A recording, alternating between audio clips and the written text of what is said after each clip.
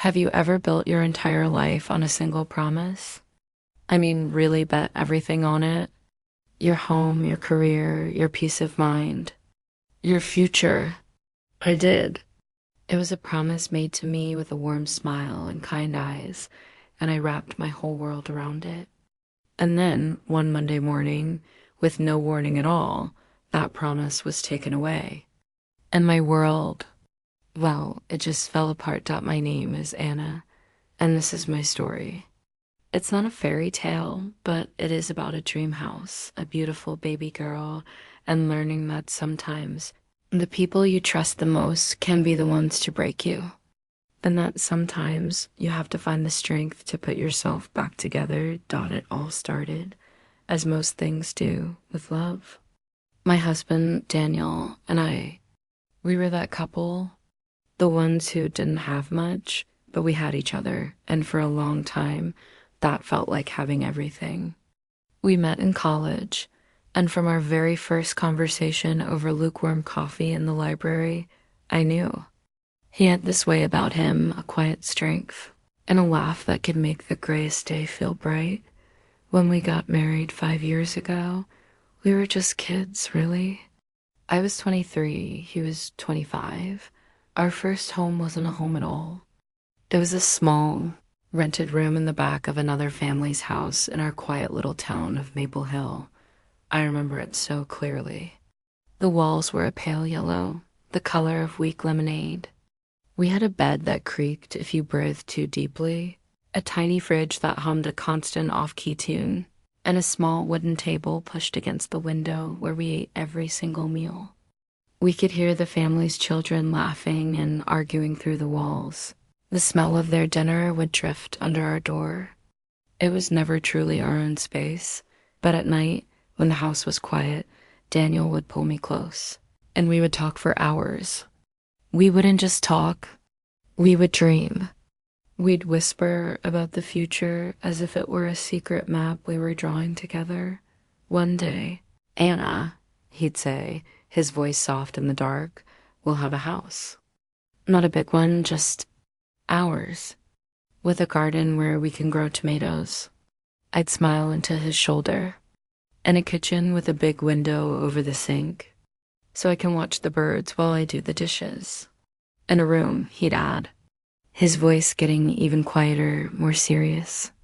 A room for a baby. That was our biggest dream. A family, a place to put down roots. But houses in Maple Hill were expensive, far beyond what a young couple working entry-level jobs could afford. So we made a simple, sensible plan. We were always practical, Daniel and I. We'll save every penny, we agreed. We'll buy a tiny starter home first, a little 2-bedroom place. We'll fix it up, and in a few years, we can sell it and get something bigger.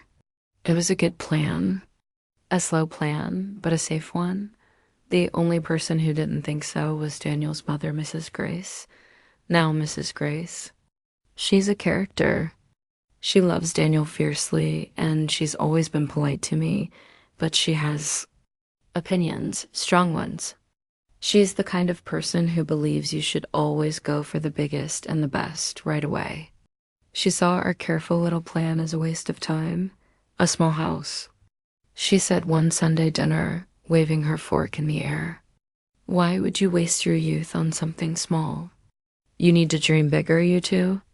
Life is for living, not for waiting." We tried to explain. "Grace, we don't have the money for a big house," Daniel said patiently. "This is what we can afford." "Nonsense," she'd scoff. "There are always ways. You just have to be bold." We smiled and nodded, but we stuck to our plan. For 2 years, we saved. We packed our lunches, we skipped vacations, we said no to nights out with friends. Every dollar went into our house fund, and it was working. Our little savings account was slowly but surely growing, and then everything changed. One rainy Tuesday afternoon, I found out I was pregnant. I remember sitting in the car, holding that little stick with 2 pink lines and just crying. Not sad tears, but overwhelming, terrified, joyful tears.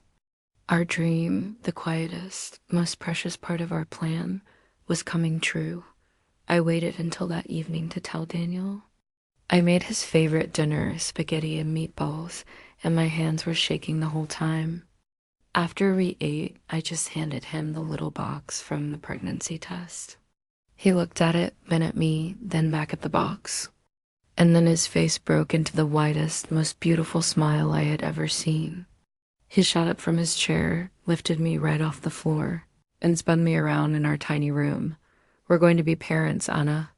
He whispered into my hair, holding me so tight I could barely breathe. "We're going to have a baby." That night, we didn't sleep. We just lay in bed, our hands on my still flat stomach, and we dreamed out loud. We talked about names, about whether it would be a boy or a girl, about what color to paint the nursery in our little starter home. Because now, it wasn't just a plan. It was urgent.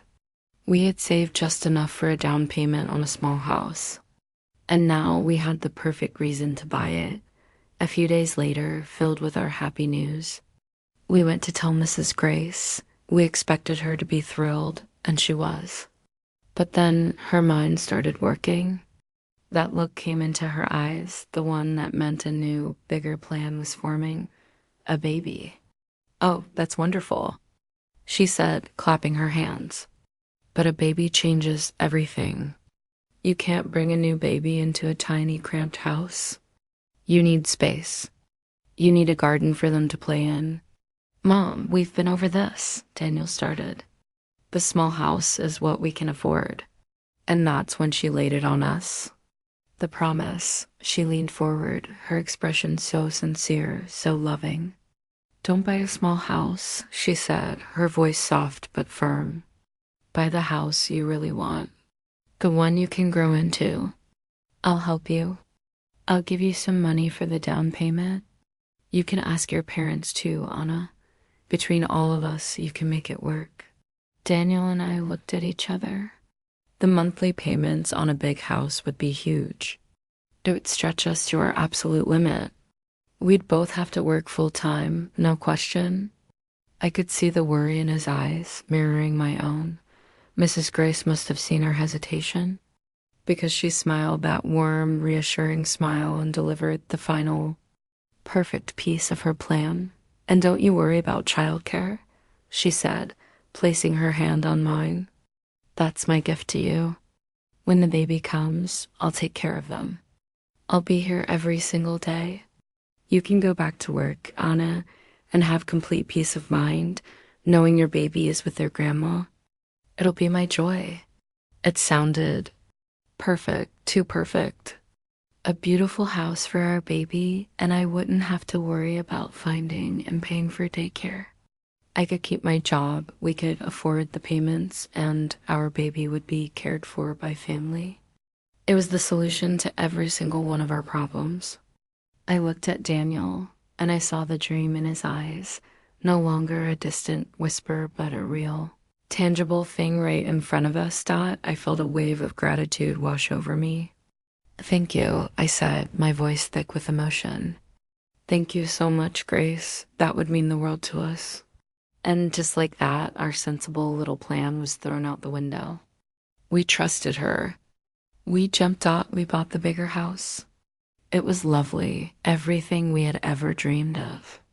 It was on a quiet street with big oak trees. It had 3 bedrooms, a little garden with 2 apple trees, and a warm, sunny kitchen with a big window over the sink. I would stand there, my hands on my growing belly, and watch the birds. Just like I'd imagined. We moved in when I was 7 months pregnant. Daniel worked tirelessly. He painted the baby's room a soft, minty green. He spent an entire weekend on a ladder, painstakingly putting glowing star stickers on the ceiling. He assembled the crib, his brow furrowed in concentration, checking the instructions a dozen times to make sure it was perfect and safe. We were so happy. We were building our nest. Then, one morning, 2 months later, I woke up with a sharp pain in my belly. Emma was on her way. After a long, exhausting night at the hospital, our baby girl was born. She was so small, so perfect. When the nurse placed her in my arms, I just cried. All the dreams, all the plans, all the saving, it all led to this tiny, warm, breathing person in my arms. She had a wisp of soft, dark hair and the biggest, most curious eyes. I kissed her little forehead and whispered, "I love you, Emma." I took 3 months of maternity leave. Those were a blur of sleepless nights, endless diapers, and sweet, milky baby smells. It was the hardest and most beautiful time of my life. I was exhausted, but my heart had never been so full. When Emma would laugh, this tiny, gurgling sound, it honestly felt like sunshine filling the room. And then my 3 months were up. It was time to go back to work. And just as she'd promised, Mrs. Grace was there. She would arrive every morning at 8 a.m. sharp with a cheerful, "Good morning, my little sunshine." For Emma, I would show her where the bottles were, give Emma a dozen kisses, and leave for work with my heart feeling both heavy and light. Heavy to be leaving my baby, but so incredibly light with gratitude. Daniel worked his job, I worked mine. We'd come home in the evening, tired, but so happy to see our little girl. Mrs. Grace would give us a full report. Emma slept for 2 hours today, or she was a bit fussy, but a walk around the block calmed her right down. "We're so lucky to have her," Daniel would say to me at night, and I would nod. We couldn't do this without her. And we couldn't have. The mortgage payment was huge. It took both of our salaries to cover it and all the other bills. But it was working. We had found the perfect system. The dream house, the beautiful baby, the supportive family.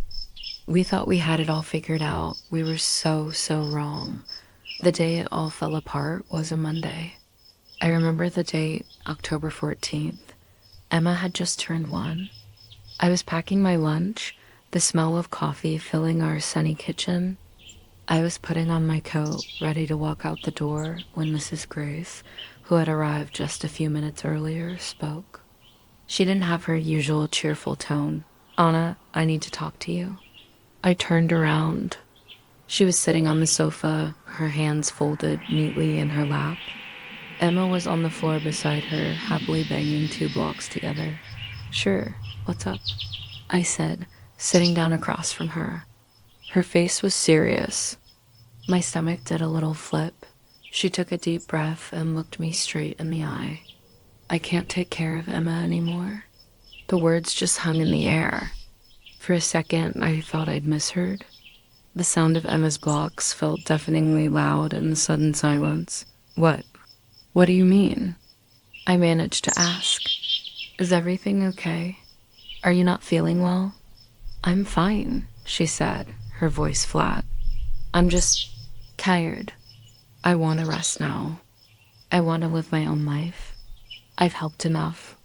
My heart started pounding in my chest. I felt the blood drain from my face. "But you promised," I whispered. It was all I could think to say. The entire foundation of our life, this house, my job, our financial stability, was built on that single promise. She shrugged, a small, dismissive gesture that felt like a slap.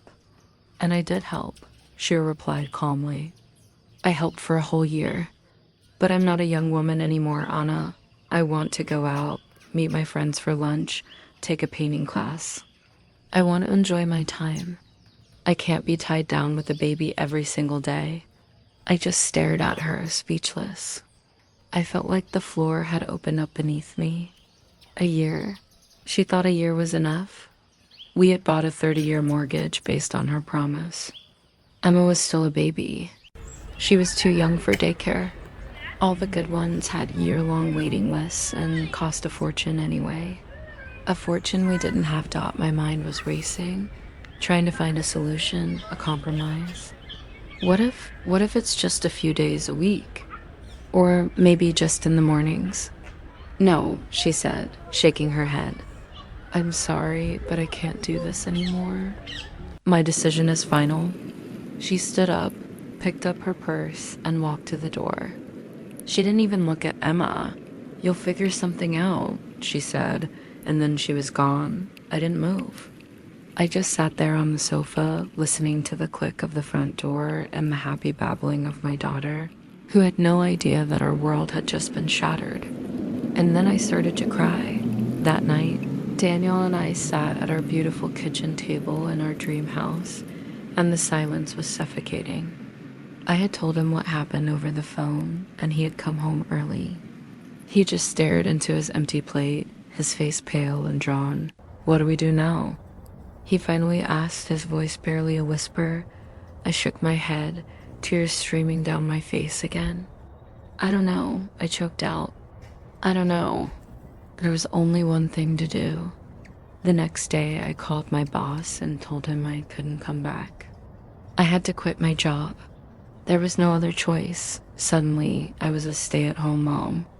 And I love my daughter more than words can say, but it wasn't a choice I made. It was a role I was forced into. Our income was cut in half, but our massive mortgage payment stayed the same. The dream house very quickly started to feel like a prison. The days became a long, monotonous blur. Diapers, feedings, naps, laundry, repeat. I missed my job. I missed talking to other adults. I missed feeling like me. I felt trapped. The sunny kitchen window I had dreamed of now just looked out onto a world. I was no longer a part of Daniel, started working longer and longer hours to try and make up for my lost salary. He'd leave at dawn and come home long after Emma was in bed. We barely saw each other. When we did, we were both so exhausted and stressed that we had nothing left to give. The easy laughter and whispered dreams in our little rented room felt like a lifetime ago. We were just two tired people living in the same house, crushed under the weight of a broken promise. A few weeks into this new miserable reality, I swallowed my pride and called Mrs. Grace. My hand was shaking as I dialed her number. "Hi, Grace," I said, trying to keep my voice steady. "I was just wondering, would you reconsider helping out? Maybe just for 1 or 2 days a week? So I could at least look for some part-time work?" Her voice on the other end was breezy, cheerful. "Oh no, dear, I'm so busy now. I've joined a walking group in the park, and my painting classes are on Tuesdays and Thursdays. I'm finally enjoying my life." I didn't say anything.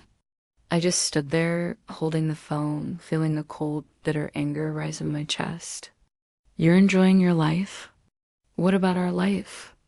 The one you helped us build and then abandoned? Why did you make us believe we could handle this?" I hung up without another word. I felt so incredibly alone. I called my best friend, Mira, and told her everything, sobbing into the phone. She listened patiently. "Oh, Anna," she said, her voice full of sympathy. "That's just awful. It's not fair. But you're strong. You're the strongest person I know.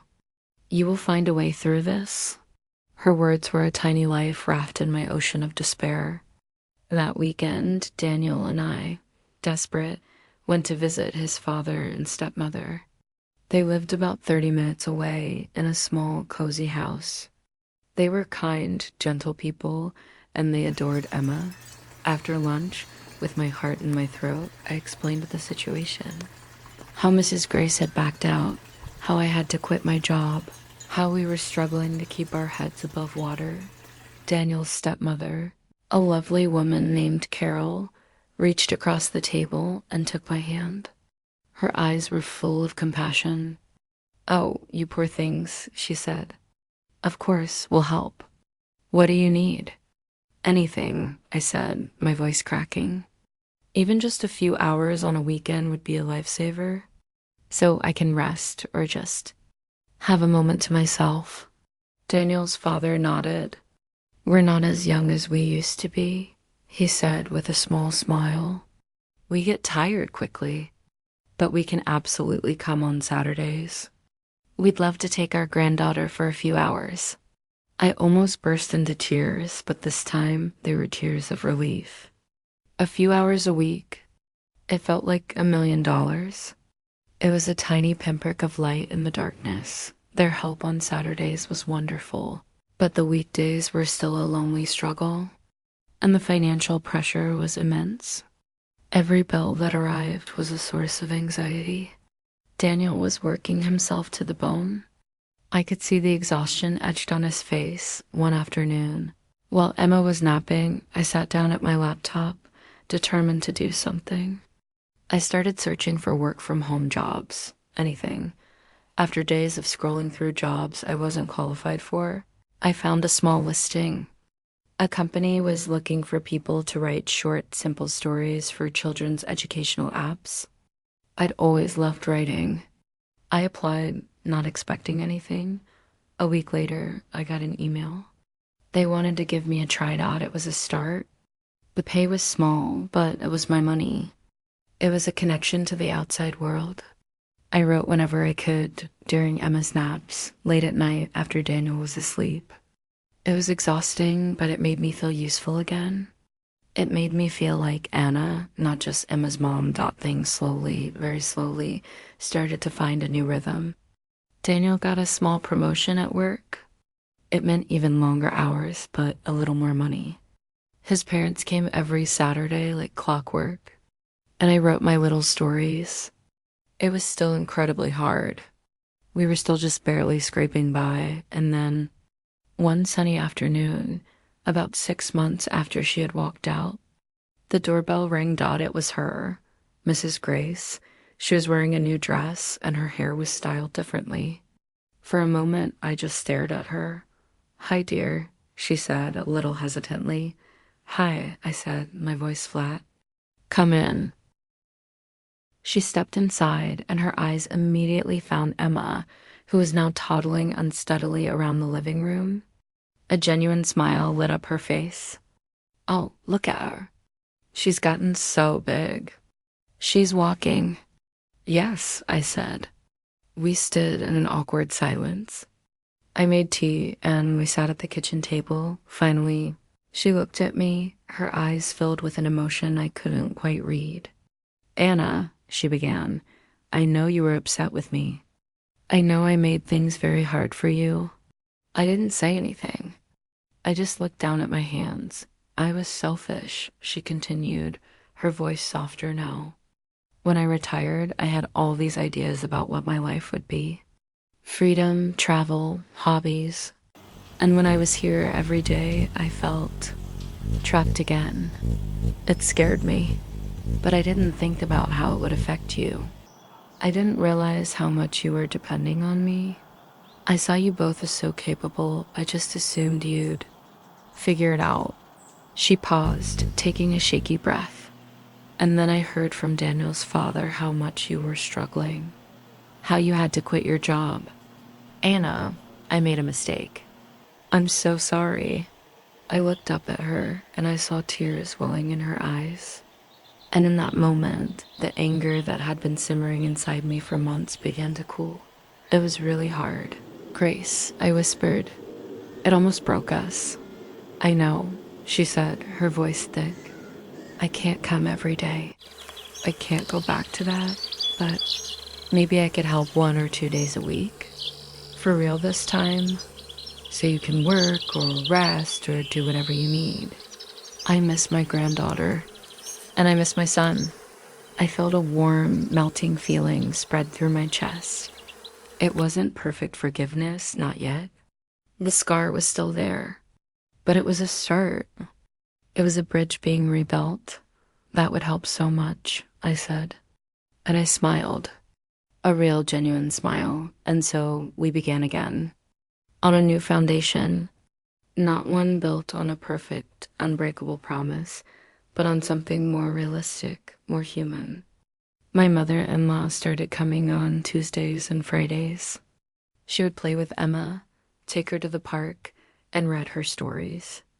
And Emma adored her. On those 2 days, I felt like I could breathe again. I wrote more.